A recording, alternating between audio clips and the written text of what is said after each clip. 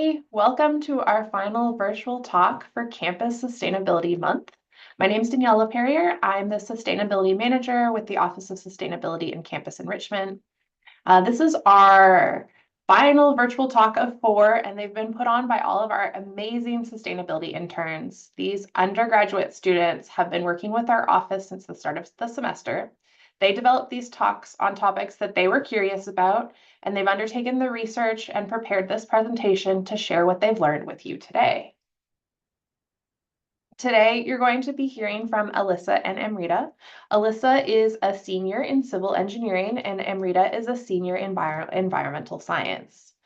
Their talk, The Hitchhiker's Guide to Urban Sprawl, focuses on helping us imagine yourself living within a 15-minute walking distance to the nearest grocery store, to your doctor's office, parks, to friends or family members. They're going to dig into the causes and effects of urban sprawl that urban sprawl has on our society, economy, and environment, and what we can do to alleviate the sprawl. For those who loved The Hitchhiker's Guide to the Galaxy, there are also some great little Easter eggs in there too. Before I pass it over to Alyssa and Amrita, a few announcements for you, some Zoom tips. I've pinned myself, Amrita, and Alyssa, so you should be able to see them, but if you set your screen to side-by-side mode, you'll see all of our lovely faces as well as the slide deck. I've also turned on live transcript, so if you hit the More button, which is often 3 dots on your Zoom tab, there is an option to show captions or transcription. If you do that, you'll get some closed captioning as we go. Finally, you can ask questions at the end of the presentation in our Q&A or chat. If a question pops up during the presentation, feel free to pop it in there so you remember, and we'll answer it at the end. And then finally, this talk is being recorded, and we will put it on YouTube after so we can share it with more people who weren't able to make it with us virtually. A couple other pieces. Although this is our final virtual talk of Campus Sustainability Month, there's still lots of opportunities to collect code words and win prizes. Within this talk alone, you will get 5 code words for joining us live and 1 code word if you're watching this after the fact on YouTube. Each code word gives you an enter into our random draw giveaway for Campus Sustainability Month. You can keep track of your code words and submit them all in one email to sustainability@tamu.edu by the end of this month, and you'll be entered into our prize drawings. All of the details are available at text.ag/CSM prizes. To give you a sense of those prizes really briefly, our top tier prize is 1 winner. Top prizes in that are a choice of tuition scholarship or a GoPro, a Yeti cooler, a few other cool options on the screen there. In tier 2, my personal favorite would be the hammock. I would pick the hammock, but I think there's some really cool prizes on this as well. And then we have 5 winners in tier 3. We've seen the Stanley tumbler be super popular on campus as a prize selection, but also last semester, the solar charger was picked up by a few of our participants as well. If you're looking for more opportunities to get code words, although Campus Sustainability Month is coming to a close, we actually do have a surprise event or a recent addition event to trivia tomorrow night from 6 to 7 p.m. It's via Zoom, so you can attend virtually. Kelly's in the process of setting up all of the technology to go along with that, and I believe there are code words available and a really cool prize if you are amongst the winners. And then there are 3 other intern talks have already been put on YouTube, the ones that happened earlier in the month. So if you want to check any of them out, you can do so by looking at the replay at any of the URLs I have here. So Matthew and Peyton were our first interns up. They did a talk called Should I Stay or Should I Go? What Hurricane Ratings Failed to Communicate. Super timely after Hurricane Helene and Hurricane Milton came through. Then Caitlin and Kimberly put on a talk called Wolves, Bison, and Bears, Oh My. This was a history of our national park systems and the conservation movement and how those are deeply intertwined. Super interesting history and actionable items from them as well. And then finally, on Monday, we had Michael and Ellie put on Is Fair Trade Truly Effective? They looked at both the cocoa industry, specifically cocoa being produced in West Africa, in the countries of Ghana and Cote d'Ivoire, and in the fast fashion industry as a segment of the fashion industry. Lots of great takeaways from their talk, and you can catch that one online, again, text.ag/fairtrade. All of those, if you watch them, after the fact, you're still going to get code words for them. So make sure you pay attention to the slide that has a code word for you. Finally, my very last announcement, I promise, before I pass it off to our wonderful students, is that if you are an undergraduate student from any major and are thinking that you'd like to be in the hot seat today and presenting on a topic that you are passionate about, come apply for our internships. We have 8 available every semester, and their applications are open now until November 10th. And the diversity of our applicant pools from different majors is what really makes this program so unique and rewarding, because everyone comes with different knowledge, different passions, and that's shown through the diversity of the topics that our interns have chosen for their talks and various activities through the semester. So I'll be quiet now and pass it over to our students, Amrita and Alyssa, for them to give you their talk. Over to you guys.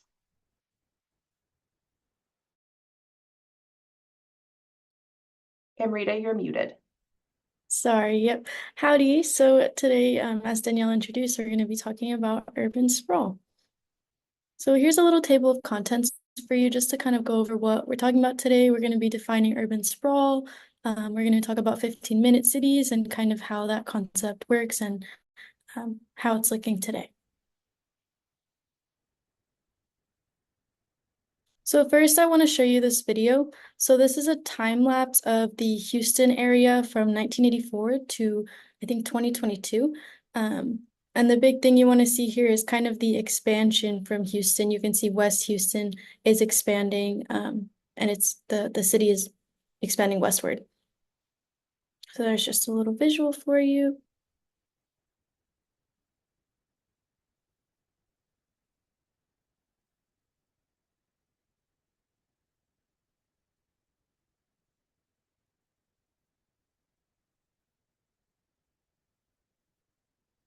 So the phenomenon that we just witnessed is called urban sprawl.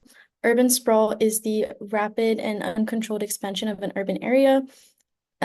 There's some reasons that this phenomenon exists. One is that it provides an immediate solution to population growth. So with growing populations, we need to expand to be able to house those people. And with urban sprawl and the creation of these suburbs, we see that these areas have a lower cost per square foot, which makes it a really appealing solution to people that are looking to buy a home. But urban sprawl comes with its costs, one being inefficient travel time. This type of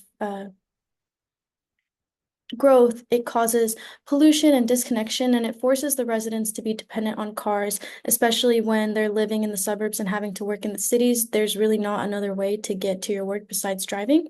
Another negative effect of urban sprawl is that it causes reduced quality of social life. So because most of the land is being used for housing, there's a lack of public places and a disconnect between people in the community. And overall, it's just an inefficient use of the land.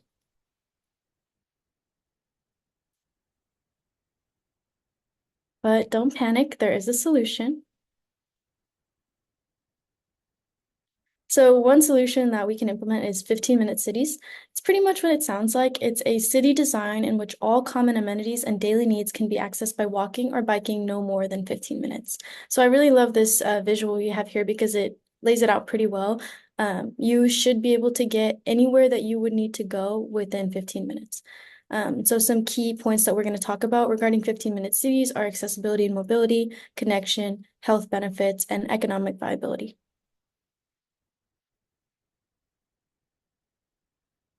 So accessibility. Accessibility is pretty much the key feature of a 15-minute city. It revolves around the concept of residents being able to safely and efficiently access anything they could need by walking or biking no more than 15 minutes.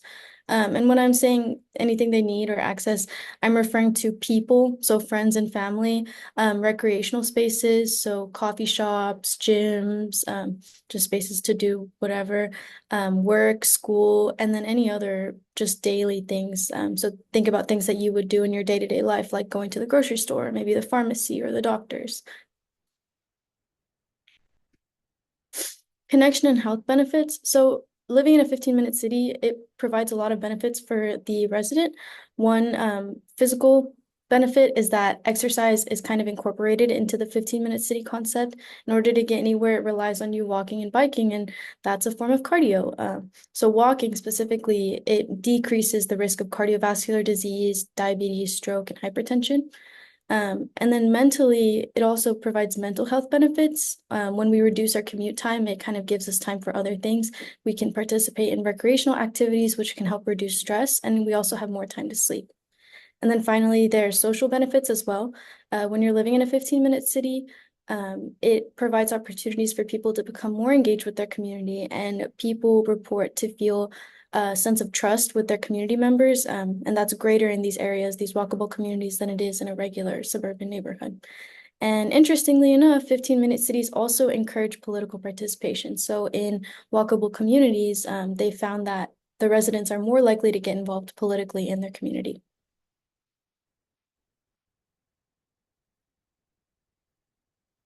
I'm sorry. You're good. Okay, I think that's the right one. Yes. And then economic viability. So, do 15-minute cities have an overall positive effect on the community? The answer is yes, in a few different ways. So, one, the 15-minute city concept. Uh-oh.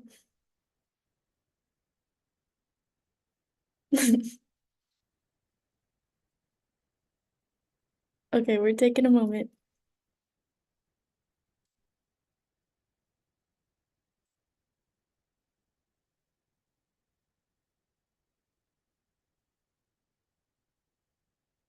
Let's try again now. Mhm. This one. Yes. Yeah, so as I was saying, yeah, the 15-minute city concept kind of relies on residents using the amenities that are located within that 15-minute radius. So this idea kind of boosts local economies because residents are interacting more with the local businesses and using those to meet their needs. Also, the process of restructuring cities to be more friendly towards pedestrians creates jobs. So there was a study done by the American Association of State Highway and Transportation Officials, and they found that creating biker and pedestrian-friendly infrastructure actually creates more jobs than investing in other forms of transportation. So creating highways and stuff like that, there are less jobs being produced by that type of work than creating pedestrian-friendly infrastructure. And then finally, we touched on this a little bit in the negative effects of urban sprawl, but urban sprawl is an inefficient way to use the land. But with 15-minute cities, we can kind of start to use our land more efficiently, and this will allow for us to expand agricultural land. So when we don't have enough agricultural land, we have to depend on other countries to import crops just because we don't have the space to grow them. But with 15-minute cities, that concept, it focuses on dense, small cities that free up other space, and we can use that for agriculture.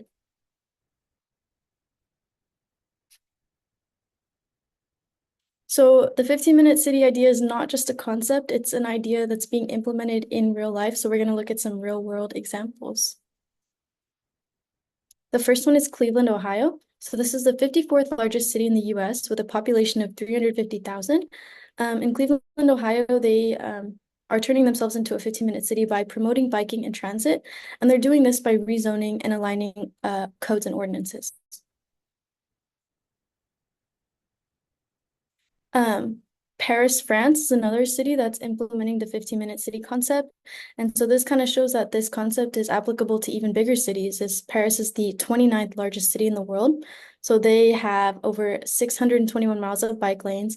And something interesting about Paris is that they're actually planning to ban private vehicles in 2025. So next year, they're banning private vehicles.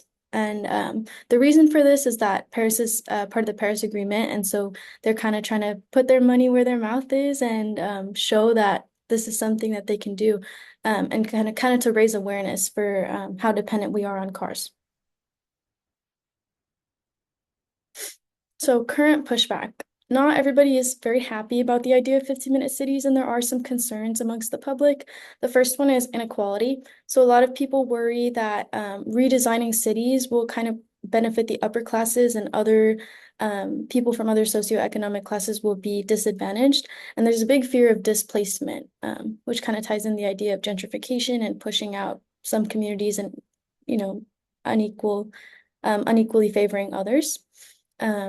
And then another concern is freedom. A lot of people are concerned that the government is trying to control them and kind of keep them enclosed in small cities within those 15-minute bounds. And there's also concern that the government is trying to take away their car and kind of limit their ability to move around. But for this one, I can say that the 15-minute city concept, it is more about diversifying your options of transportation. So it's giving you the opportunity to walk and bike. But a lot of people who live in 15-minute cities still own cars because you need them for long distance travel. So that's a sentiment yeah. And then another current pushback, which I don't have on the slides here, is that a lot of people are concerned about what happens to people who might not be able to walk or bike, or people who have issues with that accessibility. And this is a valid concern, but from what I found, the biggest thing is that we have to be aware when restructuring these cities to make our the infrastructure not just friendly to pedestrians, but also to wheelchairs and other wheelchair users and other people and other forms of transportation. But don't panic. Regardless of the current pushback, there are ways that we can move forward. But before we do that, we have a code word. We have our code word, stakeholders. Give y'all a moment to write that down.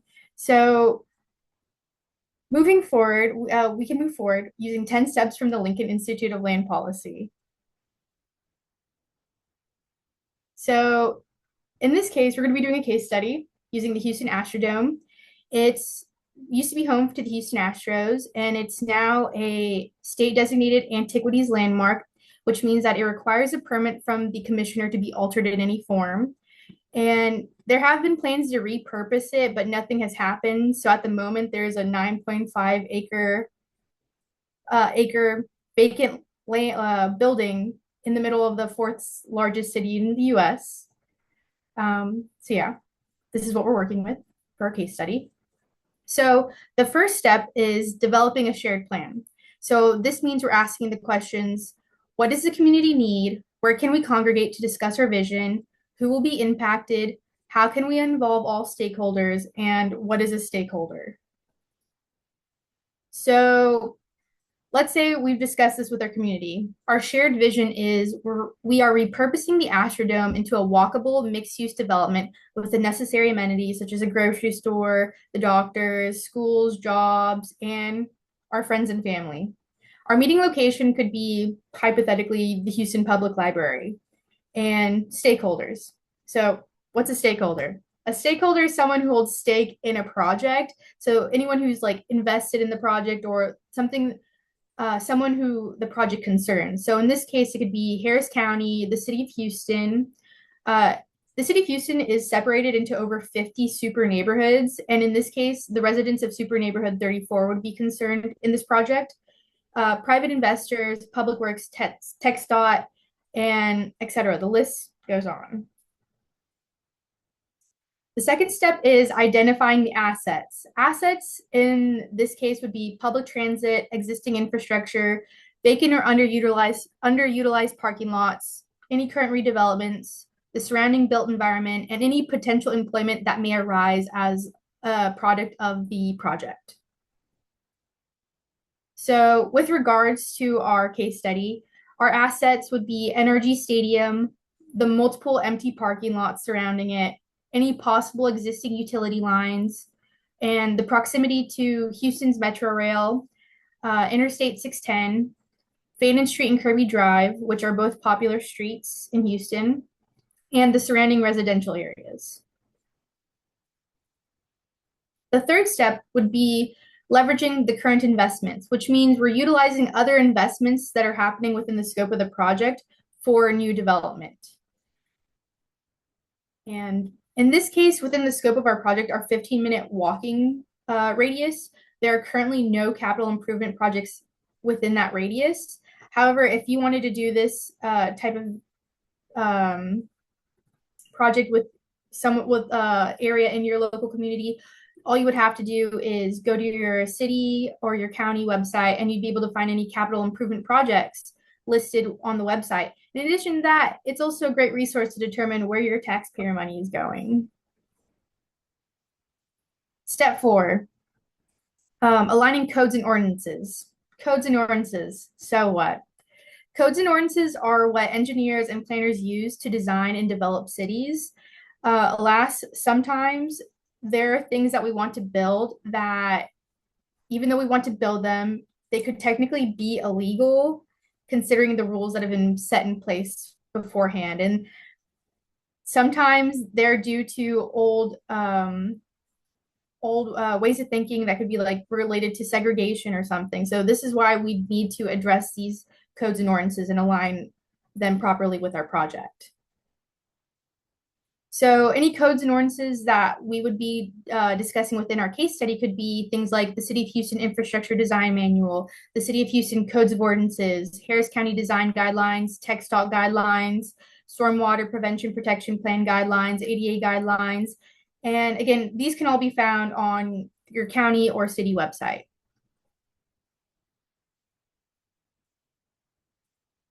Fifth step is now we have to determine the street accommodations. So can we accommodate multimodal transportation? So could we have bicyclists, cars, and walking people on the road all together? Is there enough space for everyone? Like, can the street itself, does it have enough space, like physical space to do that? And is the site accessible?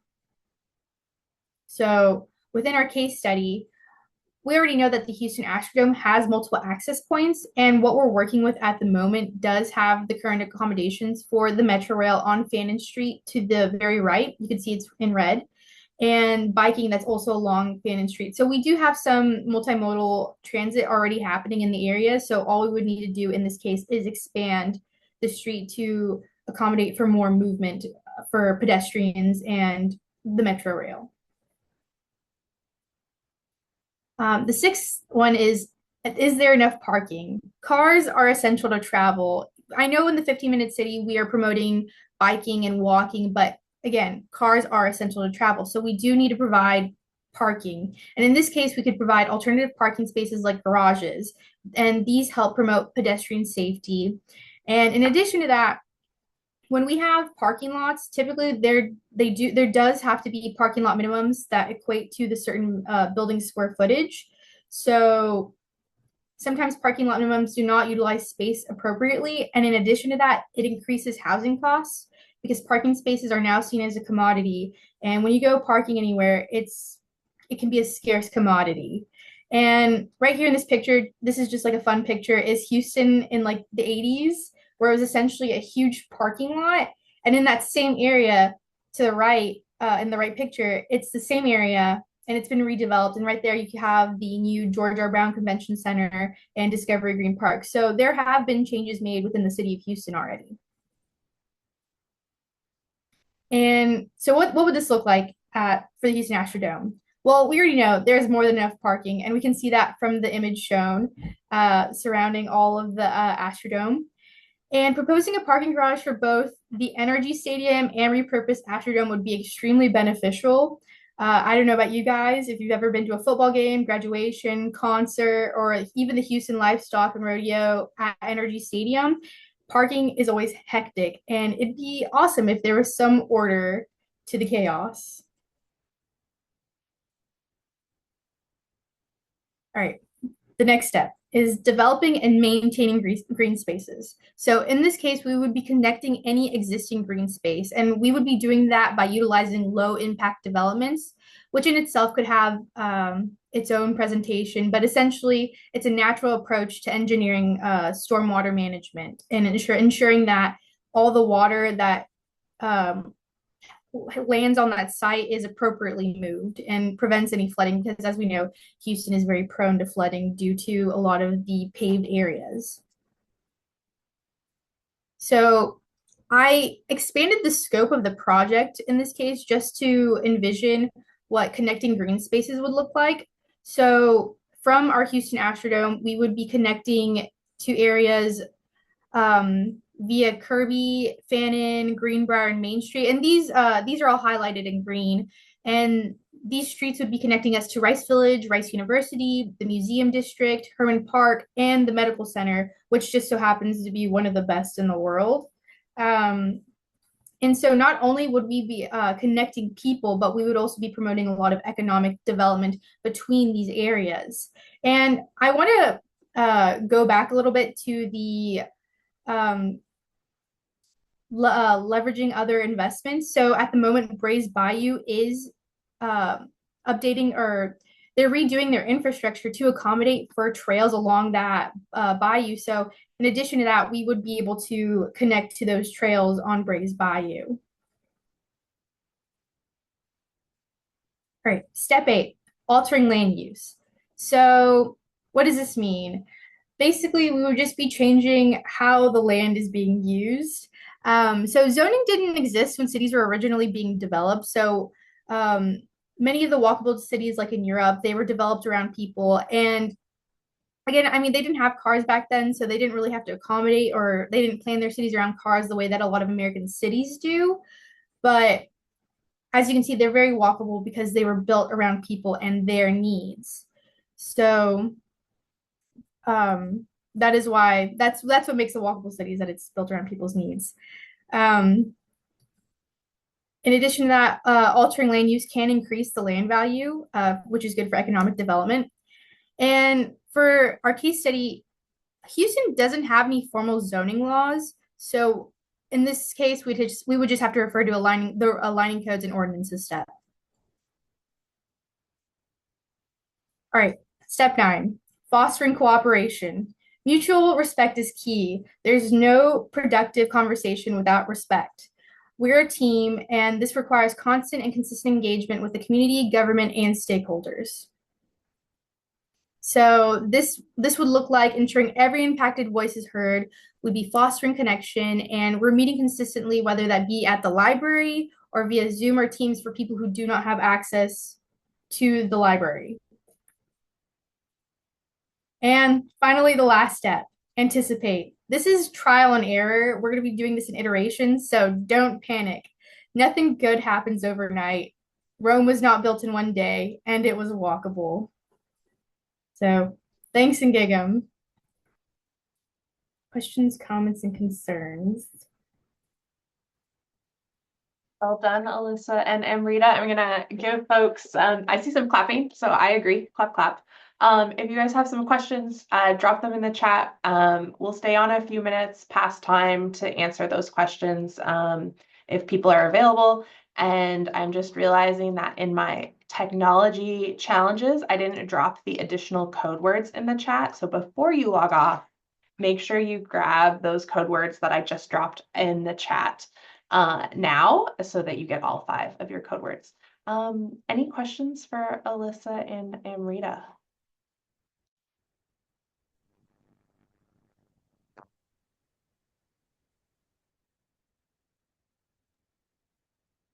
As I see some typing like things here, I'm gonna ask one. I think you guys know this one's coming. The Houston energy, all that parking is used for tailgating. What are alternatives to using that parking lot but still accommodating something as important as tailgating to the like football culture of the city?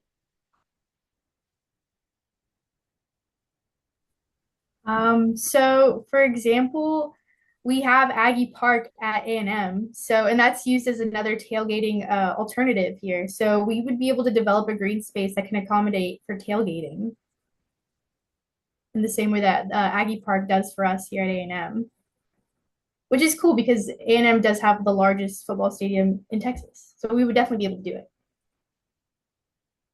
Yeah, definitely. And a big part of 15-minute cities is finding other uses for the land that we have. So I think it would kind of give us an opportunity to get creative and explore. Like tailgating doesn't just have to be parking lots, and it doesn't even have to be parks. It can be anywhere. So yeah. I love that idea of having space that's used for different things when it's not football season, because that is only a few Sundays of the year or Saturdays here on our college campus. A couple questions in the chat. Can you explain what a super neighborhood is? And then I'll queue up the next one so you guys can think about it. Are there any lessons for rural communities for 15-minute city ideas? So starting with, what is a super neighborhood? So Houston is so like it's large. It's the fourth largest city in the US and it's huge like land wise it's very large. So in order to make sure that everybody's being representative, Houston has been separated into like 50 plus super neighborhoods, and within those super neighborhoods there's like a representative um for it within the local government. So, like for example, Alief in itself is a super neighborhood, and that's in this. And we have our like own representatives, and we elect them, and they represent us within the city.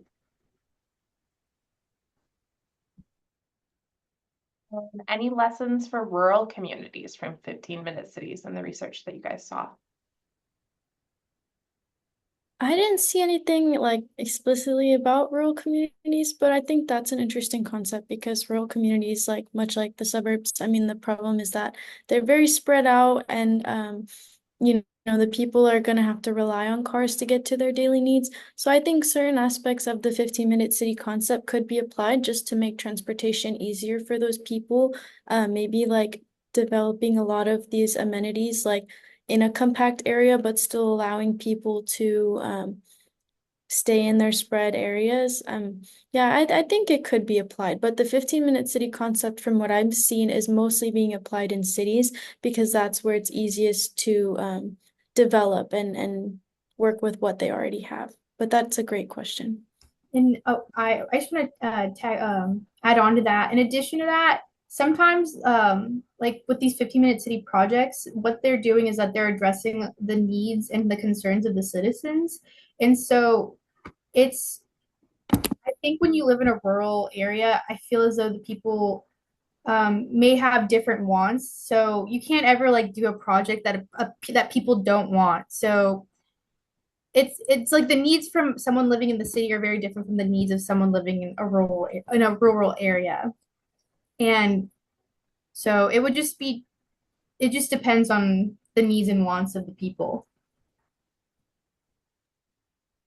Thank you for kind of all that insightful information from the presentation and for your answers to the question. We're a few minutes over, so I'm going to just take a pause and say once again, thank you so much, Amrita and Alyssa, and all of our interns for putting on these phenomenal 4 talks over the course of Campus Sustainability Month. For all of you in the chat, please check out our recordings of the other talks if you didn't catch them before, and maybe we'll see you tomorrow for some sustainability trivia and at a future Office of Sustainability and Campus Enrichment event. Thanks so much. Have a great day.